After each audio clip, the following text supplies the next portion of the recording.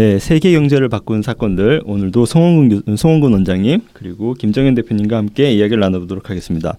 두 분 오랜만입니다. 안녕하세요. 네, 안녕하세요. 네, 별일 어떻게 없으셨습니까? 네, 뭐 잘 지냈습니다. 벌써 금방 날씨가 따뜻해져가지고 이제 좀 더워지네요. 오늘은 1990년대 당시에 있었던 뭐 지금도 어떻게 보면 진행 중이라고도 할 수 있는데요. 세계화 그리고 반세계화 충돌에 대해서 잠깐 이야기를 나눠보도록 하겠습니다. 이제 당시에 보면 뭐 지금도 마찬가지지만 반세계화 운동은 사실 이렇게 뭐 다보스 포럼 앞에서도 계속 시위도 있고 계속 이제 일어나고 있는데 세계화가 결국은 선진국에 굉장히 배만 불렸고 뭐 좀 이런 부작용이 굉장히 많았다라고 해서 많은 분들이 좀 반대를 하고 있는데 이걸 우리가 좀 어떻게 봐야 될지 그리고 또 하나는 이제 그 당시 세계화 반세계화 충돌과 이제 비슷한 것이 지금도 어떻게 보면 반복되고 있는 것이 기술 발전에 따른 뭐 이제 4차 산업혁명이 또 이제 이런 비슷한 결과를 가져오지 않을까 당시처럼 어떤 양극화라든지 이런 문제가 좀 확산되는 것 아닌가 하는 좀 그런 우려가 있어서 두 개가 아마 좀 같이 대자비처럼 좀 맞물려서 돌아가는 게 아닌가 좀 그런 생각도 좀 드네요. 네. 그럼 먼저 이제 90년대 당시 나왔던 세계화와 반세계화 충돌은 어떤 관점에서 저희가 좀 봐야 될지 먼저 좀 짚어보는 게 좋을 것 같습니다.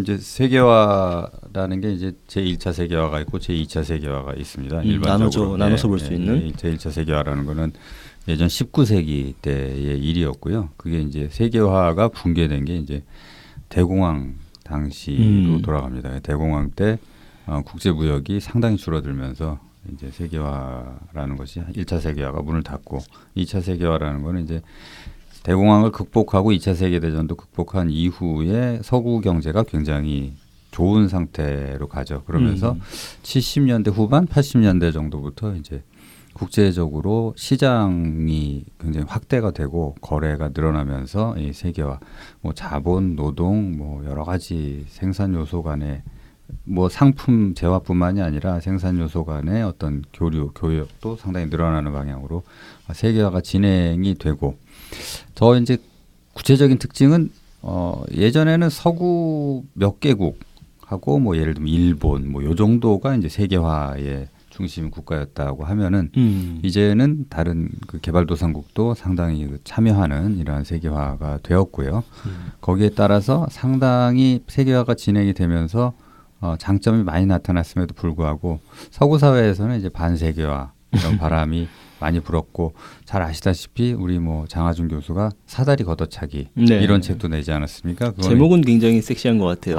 섹시한 아주 좋은 제목이죠. 그러니까 사다리로 올라가서 그 사다리를 걷어찼다는 얘기거든요.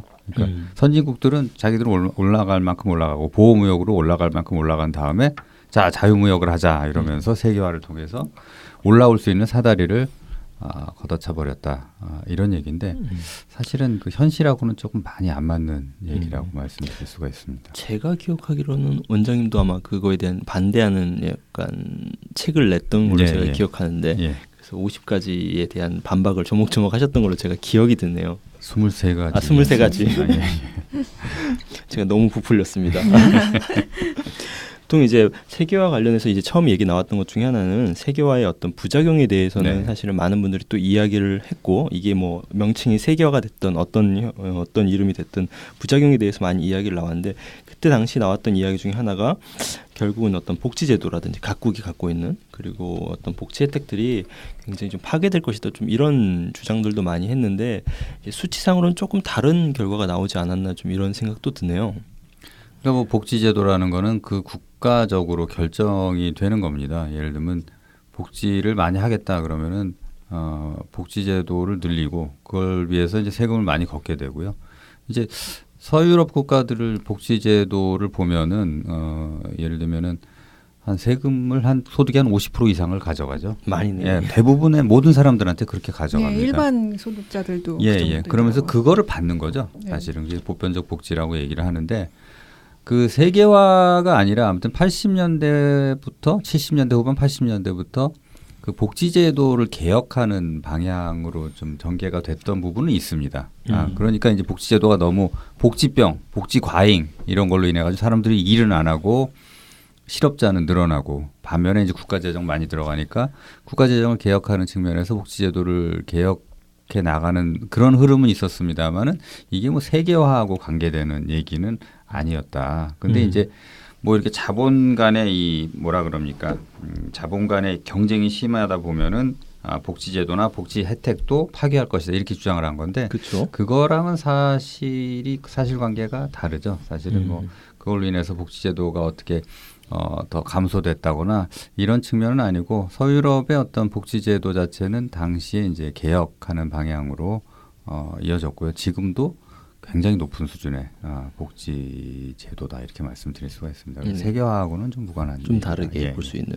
또 하나는 이제 가장 큰 문제 중에 하나가 이제 부익부 빈익빈이라는 이제 그런 문제인데 어떻게 보면 양극화라든지 뭐 이런 문제를 이야기하는데 근데 전 세계적으로 보면 진위계 수추는 상대적으로 오히려 떨어지고 있는 굉장히 좀 가파르게 떨어지고 있지만 그럼에도 불구하고 이 주장은 좀 계속 반복해서 나오는 것 같아요. 양극화가 심화되고 있다라는 주장은 우리나라에서도 이제 사실은 반복되는 문제고 이게 부의 집중 문제 아마 이런 문제를 보는 좀 약간 시선이 좀 다르지 않을까라는 생각하는데 이게 통계만 갖고는 좀 이야기하기가 좀 어려운 부분도 있는 것 같긴 하네요.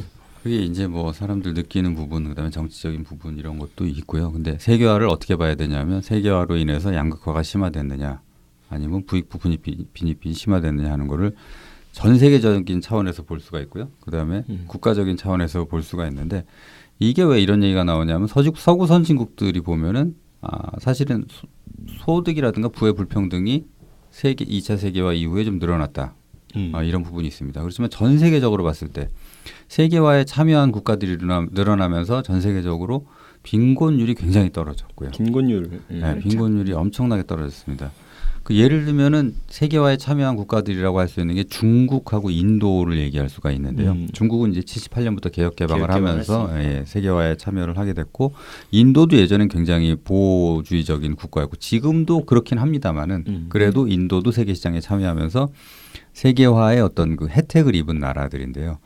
그 나라들이 보면은 전 세계 인구의 한 40% 가까이가 됩니다. 그렇죠. 두 나라가. 두 나라 합치면 전 세계 인구의 40%인데 거기서 세계화에 참여하고 경제가 성장하면서 빈곤이 엄청나게 줄어들었어요. 그렇죠. 아프리카의 많은 빈국들도 네. 제가 알기로는 다국적 기업들이 공장 지어주고 진출하면서 기본 생활 수준이 많이 나아졌다고 그러더라고요. 예, 아프리카 같은 경우는 90년대 후반 내지는 2000년대 초반까지는 아프리카 국가들이 굉장히 안 좋았습니다. 그 아프리카 국가들은 저렇게 도와주는데도 안 되느냐. 굉장히 많이 도와주는. 네, 많이 도와줬고 원조를 많이 했죠. 아프리카 국가들한테. 그다음에 이제 세계은행 같은 데서도 구조 개혁 프로그램 같은 거를 했는데도 잘 안 됐어요. 근데 2000년대 후반 정도부터 중후반부터 이 굉장히 그 극적으로 어떻게 보면 성장이 늘어나는 국가들이 늘어나면서 세계화에 동참하는 국가들이 늘어나면서 거기서도 빈곤율이 굉장히 감소를 했다. 그래서 전체적으로 보면은 아까 저 실장님 말씀하셨듯이 진위 계수가 더 낮아졌다는 건 이제 소득 분배가 평등해지는 방향으로 가고 있다고 말씀드릴 수가 있는 건데 전 세계적인 측면에서 보면은 이 세계화는 분명히 빈곤을 줄이고 부의 불평등, 소득 불평등을 줄였다 이렇게 말씀드릴 수가 있죠. 그러니까 참 안타까운 게 우리나라도 50년, 60년 전만 해도 되게 최빈곤층이 많아가지고 뭐 학교를 못 보낸다든가 정말 아니면 생활고에 시달리는 그 층이 많았었는데 지금은 옛날에 그러니까 빈국들과의 비교를 했을 때 상황이라든가 지금 조건은 되게 많이 나아졌다고 보거든요. 네. 그래서 예를 들면은 그 미국 같은 나라에서 가장 못 사는 계층들이 보면은 전 세계적으로 보면 한 상위 10%에 속하고 뭐 이런 상황이 나타나는 거죠. 근데 미국 내에서 보면은 이 어떻게 보면 빈부격차는 더 심해졌다 이렇게 나오고 있는데 그래서 저도 그렇게 생각을 했어요. 그러니까 이 세계화가 진행이 되면서 선진국에서 어떻게 보면은 선진국에서 노동집약적인 산업이라든가 아니면 저숙련 근로자들이 종사했던 산업이 개도국으로 상당히 많이 넘어갔지 않았습니까? 그렇죠. 중국이나 뭐 그렇죠. 인도나 이런 쪽으로. 네네. 그래서 이 선진국에 있는 저숙련 근로자들이 상당히 소득이 정체되면서 그 부의 어떤 빈부격차가 더 심해진 거 아니냐 이렇게 생각을 했었는데 요즘 나온 연구 결과에 의하면은 또 이 세계화 내지는 교역하고는 별로 상관이 없다. 교육하고는 상관없다. 예. 그 오히려 기술 발전, 급속한 기술 발전이 어떻게 보면 그런 저숙련 근로자들의 어떤 노동에 대한 수요를 줄였기 때문에 그래서 소득이 정체되고 빈부격차가 더 커진 것 아니냐. 물론 이제 선진국 내에서의 어떤 빈부격차의 문제라든가 양극화 문제는 조금 나름대로 그것대로 봐야 될 문제지만 이게 뭐 세계화하고 관계되는 건 아니다 이렇게 말씀드릴 수가 있죠. 그러니까 경제 발전과 사회 발전에 대해서 항상 장단점이 있고 그거를 좀 더 공정하고 객관적으로 분석할 필요가 있는데 그거를 이렇게 경제 자본주의 탓으로만 돌리는 것도 무리가 있는 것 같습니다. 네, 예, 그렇습니다. 사실은 뭐 시장이 확대되고 그 시장에 많은 사람들이 참여하면서 소득을 얻게 되면은 그로 인해서 사실 소득이 올라가고 삶의 질이 올라간다. 이거를 먼저 봐야 되는데 자꾸 이 상대적인 비교만을 통해서 문제가 크게 나타나는 것으로 생각하는 것 자체는 좀 문제가 있지 않을까 이렇게 생각합니다. 어떻게 보면 좀 배고픈 거는 해결하기 참 그렇게 어렵지 않은데 배 아픈 거는 해결하기가 어려운 문제라서 어쨌든 쉽지 않을 거라는 생각은 합니다.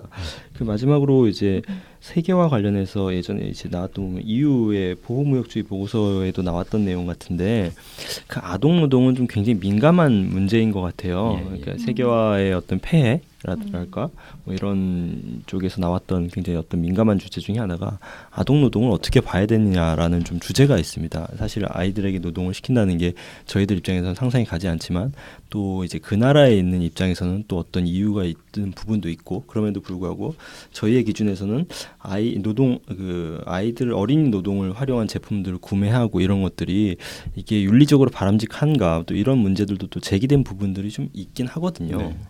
이거를 좀 어떻게 봐야 될지. 그거를 선진국의 잣대로만은 이렇게 평가하고 그걸 비난할 수는 없을 것 같아요. 그 아동 노동이 일어나는 국가들을 보면 대부분이 최빈국인 거거든요. 에티오피아라든가 뭐 나이지리아 아니면 뭐 가나 이런 나라인데 그런 나라는 아이들이 노동을 할 곳이 없다는 것은 심지어 학교라든가 뭐 다른 위탁 시설도 없다는 곳이거든요. 오히려 그나마 인프라가 갖춰지고 산업 기반 시설이 있어서 그 아이들이 어떻게 경제적인 혜택을 받을 수 있다거나 활동을 할 수 있는 것도 어떻게 보면 그 빈국한테는 최고의 복지일 수가 있어요. 근데 그걸 인권적으로만 비난을 하고 제재를 가한다는 것은 그 나라 실정과 상황을 너무 모르고 이상주의적인 생각만 하는 게 아닌가 안타깝기도 합니다. 예, 그러니까 윤리적 도덕적인 잣대로 보면은 아동 노동에 찬성하기는 어렵죠. 예, 그런데 이제 그 아동들이 왜 거기서 노동을 하느냐?